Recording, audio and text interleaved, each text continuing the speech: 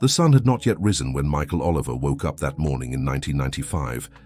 As he had done every day for the past 20 years, his father Frank was already up, preparing for another day of work on the family's small property in Willow Creek, a rural town in upstate New York. Michael looked out the window of his simple room at the first light of day, touching the coffee fields that stretched as far as the eye could see, a legacy of 3 generations of farmers. At 23, Michael carried on his shoulders not only the weight, a family tradition, but also the responsibility of keeping alive the dream his grandfather had started decades ago. The Oliver farm, as it was known in the region, had seen days of glory, but recent years had not been easy. Consecutive droughts, pests that attacked the crops, and accumulating debts made each day a new battle for survival. On that particular morning, Michael noticed something different in his father's demeanor. Frank, always strong and determined, seemed more tired than usual. His calloused hands trembled slightly as he tried to hold his coffee cup at the kitchen table, and his breathing was heavier than normal. "Dad, are you okay?" Michael asked, concerned. "Just a little tired, son. Nothing a day's work won't fix," Frank replied, trying to disguise his discomfort. But this wasn't ordinary fatigue, and Michael knew it. In recent weeks, he had noticed subtle changes in his father's behavior. Frank, who had always been the first awake and the last to retire, now needed frequent breaks during work. His walks around the property, once long and vigorous, had become increasingly short and hesitant. The situation reached its critical point when, during a particularly hot afternoon, Frank fainted while inspecting the harvest. The medical diagnosis was like a bucket of cold water. His father would need to immediately step away from farm activities and start rigorous treatment. The news fell like a bomb on the Oliver family. Michael, an only child, suddenly found himself having to take on all the responsibilities of the property. There was no time for hesitation or doubt.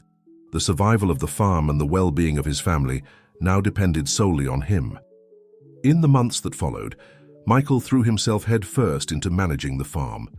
His nights were divided between caring for his father and studying everything he could about modern agriculture, irrigation techniques, and rural management.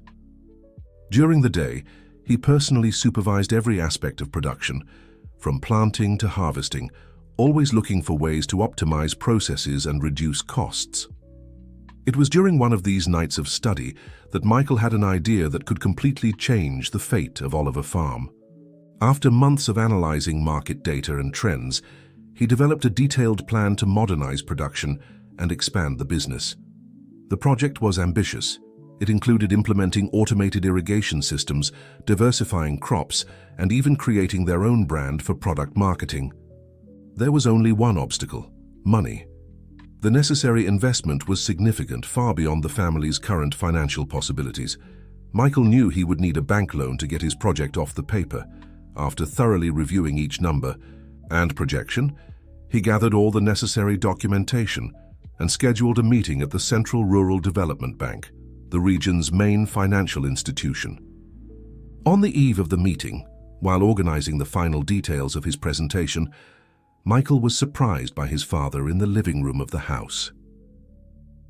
"Son," said Frank, with a weak but determined voice, "I want you to take this with you tomorrow." And he handed Michael an old pocket watch, a family heirloom that had been passed down from generation to generation. This watch belonged to your grandfather, and before him, to your great-grandfather. They carried it in the most important moments of their lives, when they needed to make decisions that would change the fate of our family. Now it's your turn. Michael held the watch reverently, feeling the weight of family history in his hands. The words engraved on the watch's cover seemed to shine in the lamplight. "Time reveals a man's true strength." That night, Michael could barely sleep. His heart was racing with a mixture of anxiety and determination. He knew that the next day would be decisive, not only for his future, but for the legacy of his entire family. What he didn't know was that his life was about to change in a way he could never have imagined, and that the meeting at the bank would be just the first chapter of a much bigger story that was about to begin. The Central Rural Development Bank building commanded respect with its modern and imposing architecture, completely out of place in the quiet town of Willow Creek.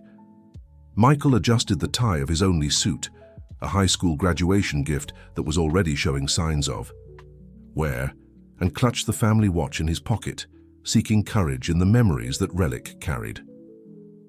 In the luxurious reception area, he immediately felt out of place. The executives passing by carried genuine leather briefcases and wore impeccable suits from famous brands. Michael held his plastic folder even tighter, conscious of the contrast he represented in that environment. "Mr. Richard Matthews will see you now," announced the secretary, leading him to a room on the top floor. Richard Matthews was known in the region as the Credit Baron.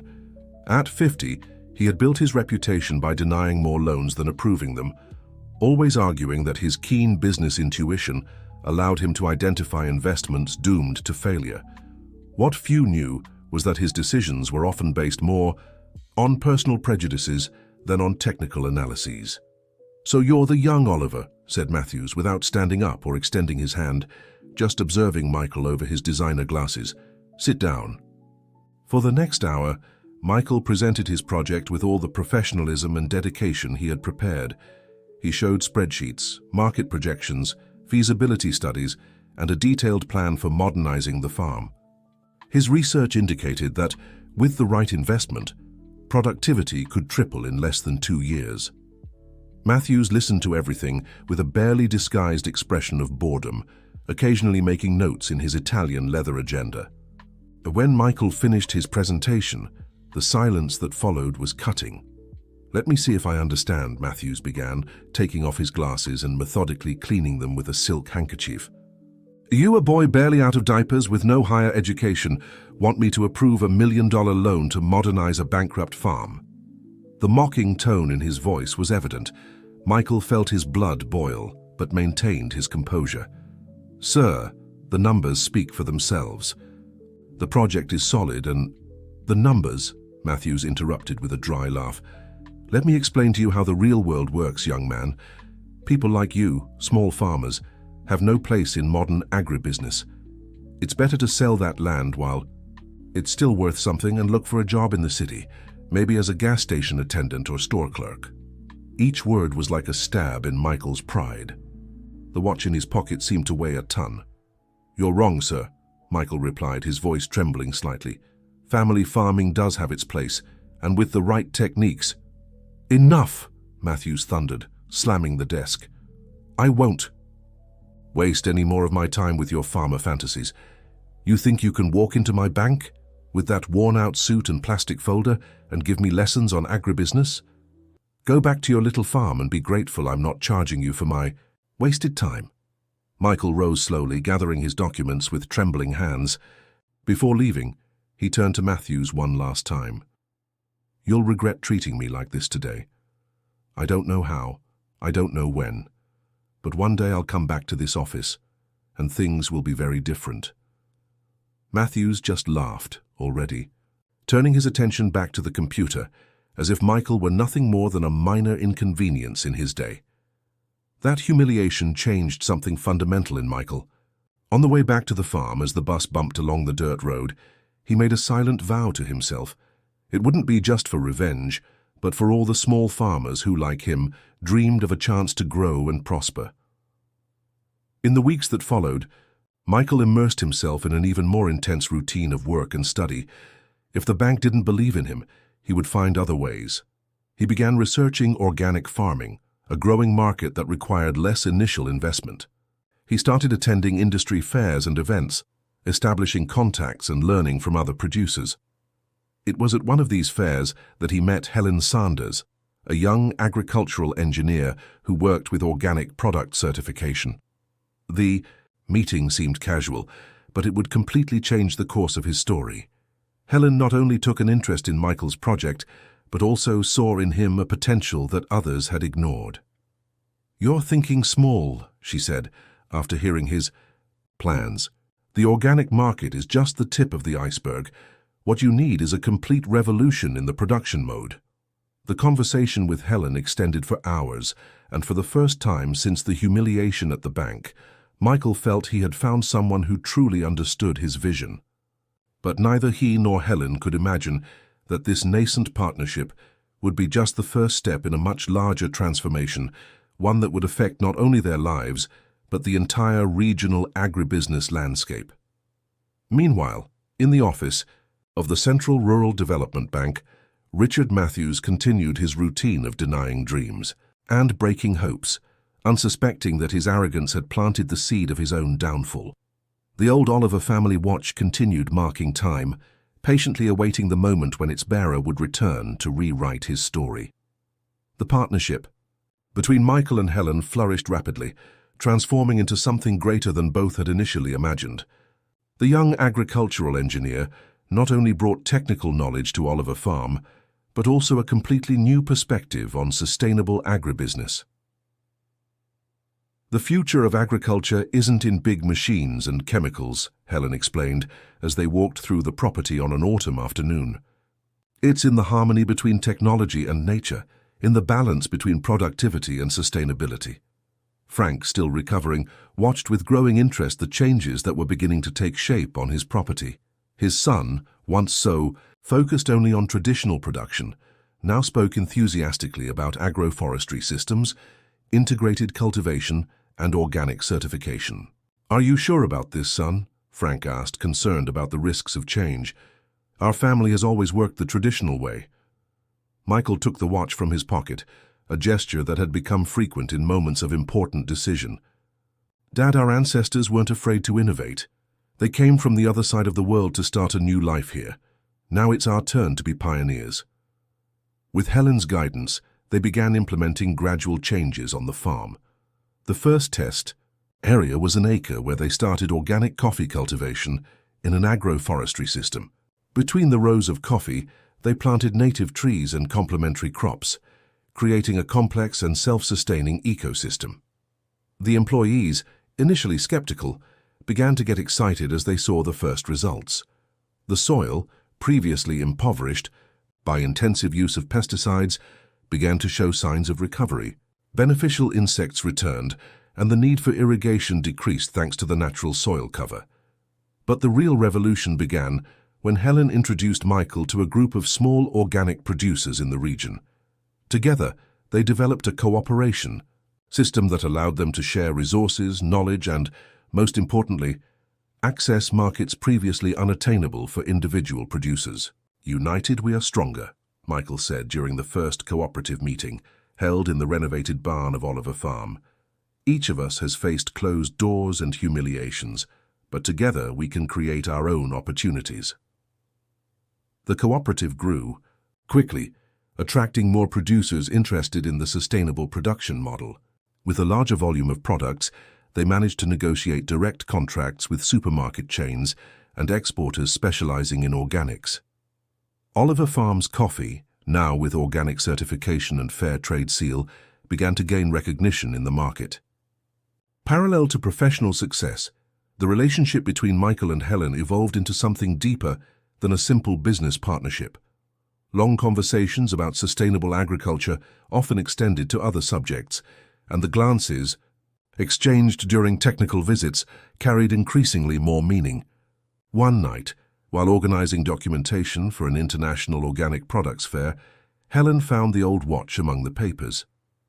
"What an interesting piece," she commented, admiring the details of the family heirloom. Michael told the story of the watch and its significance to the Oliver family. He spoke about the day of the bank meeting and how that humiliation had transformed into fuel for change. "You know, Helen," he said, his voice filled with emotion, "when I met you, I thought I was just finding a technical consultant, but I found much more. I found someone who believed in me when no one else did." The moment was interrupted by Frank, who entered the room carrying a newspaper. "Son, you need to see this," he said, extending the paper with trembling hands. The main headline announced, "Central Rural Development Bank faces unprecedented crisis."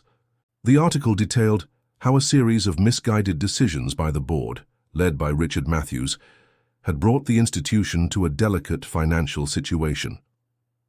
"The bank's stocks are plummeting," Frank explained. "They say they're looking for investors to avoid intervention by the Federal Reserve." Michael and Helen exchanged significant looks. Over the past 2 years, While transforming Oliver Farm and building the cooperative, they had also wisely invested the growing profits. The cooperative had become a regional powerhouse, and its sustainable business model was attracting more and more attention from investors. "Maybe," Helen said with a gleam in her eyes, "it's time to expand our horizons beyond agriculture." Michael picked up the watch, observing the constant movement of the hands. Time, as the inscription said, was truly, revealing the true strength, not just of one man, but of an entire community that had united around a common dream. What Michael didn't know was that fate was preparing an even more significant encounter. Soon, he would be face to face with Richard Matthews again, but this time the circumstances would be completely different. The young farmer who had been humiliated was about to become much more than anyone could imagine, and the next move on the board would forever change the balance of power in the region. The news about the Central Rural Development Bank crisis spread quickly through the region, causing apprehension among businessmen and farmers. While many saw only problems, Michael and Helen saw a unique opportunity to transform the regional financial system. On a particularly busy afternoon at the cooperative headquarters, Helen presented a bold proposal during an extraordinary meeting with board members. "What if," she began, her eyes shining with the intensity of someone who sees beyond the present, "we transformed our cooperative into something bigger, not just a union of producers, but a cooperative financial institution?" The room fell silent for a few moments, until Michael stood up, holding the family watch in his hands. "My grandfather used to say that the greatest opportunities come disguised as problems," he said, his voice filled with conviction. "The bank that rejected us is vulnerable, but its infrastructure and banking licenses are valuable. With our combined strength, we could acquire it and transform it into something that truly serves the community." The proposal was ambitious: mobilize the cooperative's resources and seek investors aligned with their vision of sustainability to make an offer for the bank. The idea was not just a financial acquisition, but a complete overhaul of the banking business model in the region. "We need a bank that understands the farmer," Michael continued. "That knows that the time of the land is different from the time of the financial market, that values sustainable projects and supports family farming." The discussion extended for hours, with each board member contributing their perspectives and concerns. In the end, the decision was unanimous. They would move forward with the project. In the following weeks, Michael and Helen immersed themselves in intensive preparation work. Financial consultants were hired, feasibility analyses were conducted, and a network of supporters began to form. The news that the cooperative was interested in acquiring the bank attracted the attention of investors from across the country, interested in the innovative business model they proposed. In the midst of all this excitement, the relationship between Michael and Helen grew stronger. One night, while reviewing documents on the farmhouse porch, Helen made an observation that deeply touched Michael. "You know what I admire most about you?" she said, looking at the stars. "It's not just your determination or your business vision. It's how you never lost your essence, your commitment to the land and to people, even after all the success." Michael held her hand, feeling the same connection that had united them since their first meeting at the Organic Agriculture Fair. "It's because I learned that true success isn't in money or power, but in the ability to make a difference in people's lives." The moment was interrupted by an important call. Their consultants had managed to schedule a meeting with the bank's board of directors for the formal presentation of the acquisition proposal. The date was set for 2 weeks from then. The news of the possible acquisition leaked to the press, causing a real stir in the town. The local newspaper headlined, "From Farmer to Banker, the incredible story of Michael Oliver." The article highlighted not only the cooperative's success story, but also the positive impact that its sustainable business model had generated in the region. Frank, now recovered and acting as an advisor to the cooperative, could not contain his pride. "Son," he said, "when your grandfather gave me this watch, he said that one day it would witness great changes in our family. But I never imagined they would be changes that would benefit so many people." On the eve of the decisive meeting, Michael gathered all the farm employees and cooperative members for a moment of reflection. Tomorrow I won't just be representing my family or our cooperative, he declared.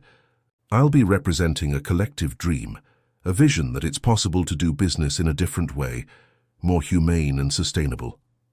Helen, by his side, added, and no matter the outcome of tomorrow's meeting, we've already proven that when we unite with a greater purpose, we are capable of achieving the impossible. That night, as the town slept, Michael remained awake in his office, looking at old photographs of the farm. In one of them, his grandfather appeared young next to the first coffee tree planted on the property. In the background, a handwritten phrase said, "The future belongs to those who have the courage to dream big." The watch in his suit pocket marked each passing second, bringing him closer to the moment that would change not only his life, but the destiny of an entire region. What Michael didn't know was that the following day held surprises that not even his most elaborate plans could foresee, and that the confrontation with Richard Matthews would be just the beginning of an even greater transformation. The morning of the decisive meeting dawned with a light rain, the kind farmers call planting rain, gentle enough to nourish the earth without damaging young plants. Michael watched the drops through his office window as he adjusted the tie of his new suit, chosen especially for this occasion. Helen entered the room carrying a handcrafted leather portfolio produced by a local artisan cooperative they had helped establish. "Everything's ready," she said, placing the documents on the desk. "The proposal is solid, the investors are aligned, and our business model is irrefutable." Before they left, Frank called his son for a private moment. "Michael," he said, handing him a yellowed envelope, "I found this among your grandfather's old things. I think today is the right day for you to read it." Inside the envelope was a handwritten letter dated 50 years ago. It was from Michael's great-grandfather, written when he started the farm. The words, though faded by time, carried an impressive strength. "To future generations of Olivers, the land we cultivate is more than soil and crops. It is the foundation of our dreams, the testimony of our perseverance. May each of you find your own way to make this land fruitful, not just with plants, but with hope and transformation." Michael tucked the letter into the same pocket where he carried the family watch. Now more than ever, he felt the weight and honor of his legacy.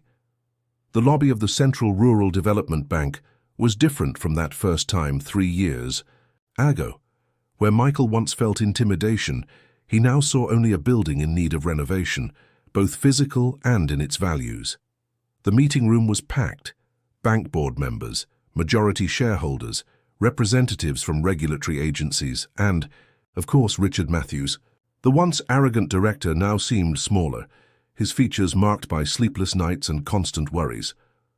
"Ladies and gentlemen," Michael began, his voice firm and serene, "we're here today not just to discuss a financial transaction, but to propose a revolution in how the banking system interacts with the agricultural sector." Over the next 2 hours, Michael and Helen presented not just the numbers of the acquisition proposal, but an entire vision for the future. They spoke about financial sustainability allied with environmental responsibility, about microcredit, programs for small producers, about technology in service of family farming. "What you're proposing is utopian," Matthews interrupted, with a remnant of his old arrogance. "A bank can't function based on feelings." That's when Helen took the floor. "Allow me to disagree, Mr. Matthews. In the last 3 years, our cooperative has shown growth 5 times higher than the market average. Our default rates are the lowest in the sector. Do you know why? Because we invest in people, not just in numbers."